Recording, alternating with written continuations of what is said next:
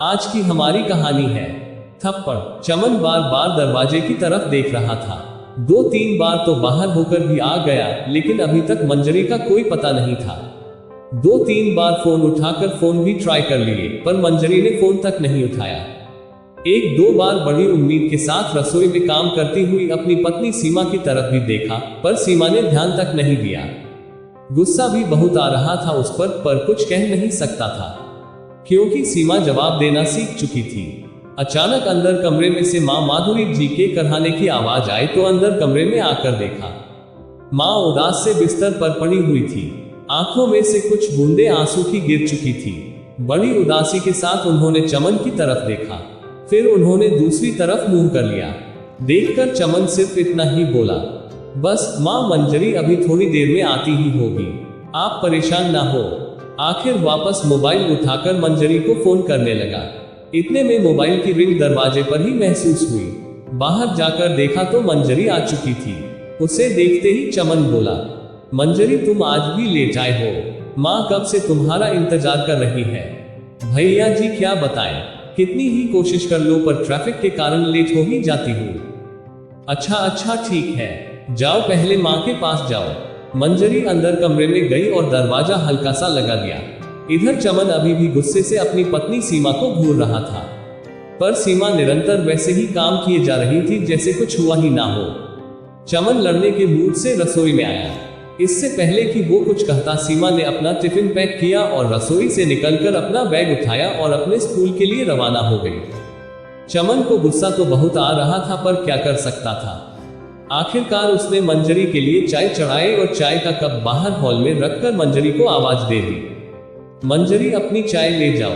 इतने में मंजरी निकलकर बाहर आए और चाय उठाने लगी तो चमन ने पूछा, माँ ठीक है। उसके सवाल को सुनकर मंजरी ने चमन की तरफ देखा और कहा, हाँ भैया जी, माँ जी ठीक है। सुबह से कई बार पूछ चुका हूं पर वो कुछ जवाब ही नहीं दे रही थी। अभी भी चमन ने सवाल किया तो मंजरी ने जवाब दिया, वो दरअसल भैया जी उनके कपड़े गंदे हो गए थे इसलिए परेशान हो रही थी, शायद इसीलिए वह आपको जवाब नहीं दे रही थी। ओह, तुमने कल जाने से पहले माँ को डायपर नहीं लगाया था। लगाया था भैया जी, पर कपड़े तो गंदे हो ही जाते हैं। बस मैंने उन्हें नहला दिया है, चाय पीकर उन्हें कुछ खिला पिला देती हूँ। उन्होंने सुबह से शायद कुछ नहीं खाया और ना ही कुछ पिया है। टेबल पर सब सामान ऐसे ही रखा है। सुनकर चमन को अपनी पत्नी सीमा पर बहुत गुस्सा आ रहा था। चमन मंजरी के सामने ही बोला, कैसी पत्नी है मेरी, कैसी औरत है जिसे माँ की तकलीफ तक नहीं दिखती। अगर मेरी माँ की जगह उसकी माँ होती बिस्तर पर तब भी ऐसा ही करती। कभी माँ के कमरे में जाकर झांकती तक नहीं। माँ सुबह से परेशान है, शर्म के मारे अपने बेटे को नहीं कह पा रही तो कम से कम बहू होने के नाते वही पूछ लेती। लेकिन नहीं, पता नहीं मन में क्या लेकर बैठी है। सचमुच भैया जी, आपको पता नहीं कि भाभी जी मन में क्या लेकर बैठी है। मंजरी के सवाल से चमन हतप्रभ रह गया। बस इतना ही कहा, तुम माँ का ख्याल रखो। चमन वहीं बैठ गया और मंजरी अपनी चाय लेकर अंदर माधुरी जी के पास चली गई। बैठे बैठे ही अतीत के गलियारों में घूमने लगा।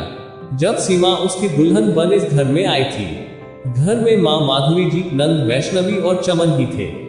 सीमा के आने के बाद सिर्फ 4 लोगों का छोटा सा परिवार, पर पता नहीं क्यों माधुरी जी सीमा से सीधे मुंह बात तक नहीं करती थी। वो हमेशा अपनी सास वाली टेक में ही रहती। उन्हें लगता कि कहीं उनके इकलौते बेटे को सीमा छीन ना ले। बस इसी कारण हर चीज में मीन मेख निकालना, उसमें 10 कमियां बताना उनकी आदत थी। और इस चीज का फायदा सबसे ज्यादा वैष्णवी उठाती थी। उसे बड़ा मजा आता था अपनी माँ को भाभी के खिलाफ भड़काने में। चमन अपनी माँ के नजदीक ज्यादा था, इसलिए वो भी अपनी माँ पर ही ज्यादा विश्वास करता था। इसलिए वो भी सीमा को 2 बातें सुना देता। एक दिन वैष्णवी को कॉलेज अपनी नीली यूनिफॉर्म में जाना था, पर वैष्णवी अपनी यूनिफॉर्म निकालकर सीमा को देना भूल गई। यूनिफॉर्म गंदा ही रह गया। दूसरे दिन जब वो तैयार होने के लिए तैयार होने लगी तो यूनिफॉर्म गंदा देखकर उसने चिल्लाना शुरू कर दिया। माधुरी जी ने देखा तो वैष्णवी की गलती ना देखकर उन्होंने सीमा को चिल्लाना शुरू कर दिया। तो सीमा ने भी कह दिया, मां जी मेरी गलती क्या है, वैष्णवी ने मुझे ड्रेस दिया ही नहीं तो मैं धोती कैसे। बस इसी बात को माधुरी जी ने पकड़ लिया और चमन के सामने रोना धोना शुरू कर दिया। यही सम्मान रह गया तेरी पत्नी की नजर में मेरा। आज मुझे बातें सुना रही है, कल को घर से निकाल देगी। यही सिला मिलेगा मुझे तेरी परवरिश का। चमन ने भी आप देखा नाताब, सीधा एक थप्पड़ सीमा के गाल पर जड़ दिया।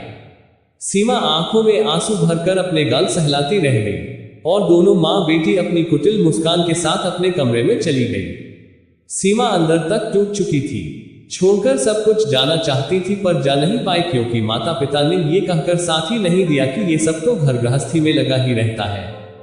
माधुरी जी को जब से ये पता चला कि इसके माता पिता इसका साथ नहीं देने वाले, तो उनके तानों की बौछार और भी तेज हो चुकी थी। वक्त यूं ही बीत रहा था। सीमा मां बनने वाली थी। 7वां महीना चल रहा था। उस दिन बहुत बारिश हो रही थी।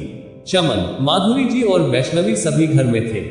माधवी जी ने सीमा को कॉफी बनाकर लाने को कहा। सीमा कॉफी बनाकर ला ही रही थी कि अपने कमरे में से तेजी से निकलते हुए वैष्णवी सीमा से टकरा गई और कॉफी का कप नीचे गिर गया। हालांकि कि वैष्णवी को कोई चोट नहीं लगी, लेकिन उसके बावजूद उसने चिल्लाना शुरू कर दिया, हाय मुझे जला दिया, हाय मुझे जला दिया। सुनकर माधुरी जी और चमन अपने कमरे में से दौड़े चले आए। इससे पहले कि कोई कुछ समझ पाता, माधुरी जी ने एक जोरदार थप्पड़ सीमा के गाल पर दे मारा। थप्पड़ इतनी तेजी से मारा था कि सीमा अपने आप को बैलेंस नहीं कर पाए और वहां रखे डाइनिंग टेबल से पेट के बल जा टकराए। टेबल से टकराने के कारण उसके पेट पर जोर चोट लगी और दर्द के मारे झटपटाने लगी। चमन तो कुछ कह भी नहीं पाया, पर सीमा को छटपटाते देखकर चमन सीमा को लेकर हॉस्पिटल लेकर रवाना हुआ। वहां पहुंचा तो पता चला सीमा का मिसकैरेज हो गया। सप्ताह भर हॉस्पिटल में रहने के बाद सीमा को हॉस्पिटल से छुट्टी मिल गई, पर अभी भी डॉक्टर ने उसे बेड रेस्ट के लिए कहा था। माधुरी जी ने साफ कह दिया था कि हम इसकी देखभाल नहीं करेंगे, इसे इसके माँ बाप के घर छोड़ा। पर चमन ऐसा नहीं करना चाहता था, क्योंकि अगर वो उसे उसके मायके छोड़कर आता तो लोगों को पता चल जाता है कि सीमा के साथ आखिर हुआ क्या था, और वो नहीं चाहता था कि लोगों को बाहर ये पता चले कि सीमा की हालत के जिम्मेदार वो लोग हैं। इसलिए चमन ने उसके लिए एक नर्स बुलाई थी।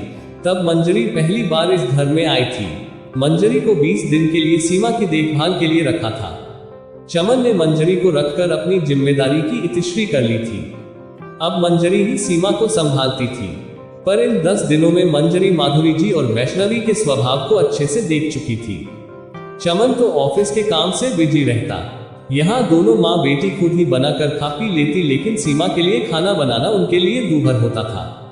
मंजरी जब तक घर पर नहीं आती तब तक सीमा भूखी प्यासी बैठी रहती, लेकिन कोई पानी पूछने वाला नहीं था।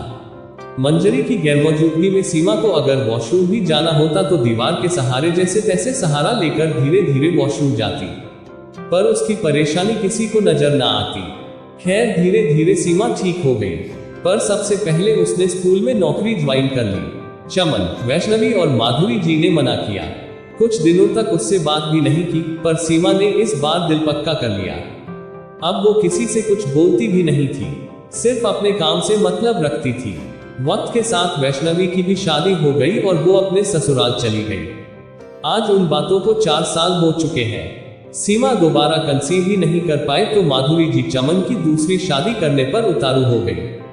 पर सीमा कुछ नहीं कहती थी और ना ही तलाक लेने को तैयार थी। माधुरी जी उसे परेशान करने में कोई कसर नहीं छोड़ रही थी। किसी तरह तो सीमा घर से निकले, पर ऐसा नहीं हो पा रहा था। इसलिए एक दिन माधुरी जी गुस्से में अपनी बहन के घर रवाना हुई तो रास्ते में एक्सीडेंट हो गया और आज वो बिस्तर पर पड़ी है। लोगों की तरह दोनों बहन भाई को उम्मीद थी कि सीमा बहू का फर्ज निभाएगी और अपनी सास की सेवा में दिन रात एक कर देगी, पर सीमा ने साफ मना कर दिया, मुझसे आपकी माँ की देखभाल नहीं होगी। या तो नर्स रख लीजिए या फिर इनकी बेटी को बुला लीजिए, क्योंकि हर थप्पड़ अपनी कीमत चुकाता है और मैं कोई देवी नहीं जो इतना कुछ होने के बावजूद भी इनकी सेवा करूं। जिस तरह से सीमा ने घृणा की दृष्टि से माधुरी जी को देखा था, चमन और वैष्णवी ही नहीं, माधुरी जी की भी नजरें झुक चुकी थी। वैष्णवी ने ससुराल से यहाँ आकर रहने के लिए साफ मना कर दिया। इसलिए एक बार फिर मंजरी को बुलाया गया था। ये अलग बात है कि सीमा घर से जाने से पहले चमन और माधुरी जी का खाना भी तैयार करके जाती थी। काम सारे करती थी, बस सेवा नहीं करती थी।